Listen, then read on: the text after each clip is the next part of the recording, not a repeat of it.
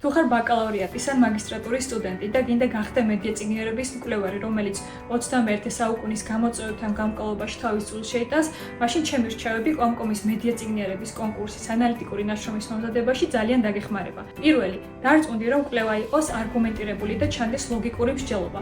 გამართული სტრუქტურა და აკადემიური სტანდარტების დაცვა ძალიან მნიშვნელოვანი არის. აგრეთვე აქვე გაითვალისწინე, რომ საკვლევ საკითხზე ახალი და განსხვავებული პერსპექტივის წარდგენა ერთ-ერთი მთავარი კრიტერიუმია შეფასებისას. მეორე, გაამახვილე ყურადღება ნაშრომის სტრუქტურაზე, რომელიც უნდა მოიცავდეს სათაურს, შესავალს, თეორიულ ნაწილს, ლიტერატურას, დისკუსიას, ასევე მეთოდოლოგიის, ანალიზის, მიგნებებისა და დასკვნების ნაწილს. აგრეთვე არ დაგავიწყდეს, რომ მიუთითო გამოყენებული ლიტერატურა და დანართები იმ შემთხვევაში, თუ გაქვს, რა თქმა უნდა, მსგავსი რამე. აგრეთვე დოკუმენტის მინიმალური მოცულობა ბიბლიოგრაფიის და დანართების გარეშე უნდა იყოს 7-დან 14 გვერდამდე. და გაითვალისწინე, რომ ხელოვნური ინტელექტის მიერ შემუშავებული და შესრულებული ნამუშევრები, ისევე როგორც პლაგიატი, არ მიიღება. გისურვებ წარმატებებს.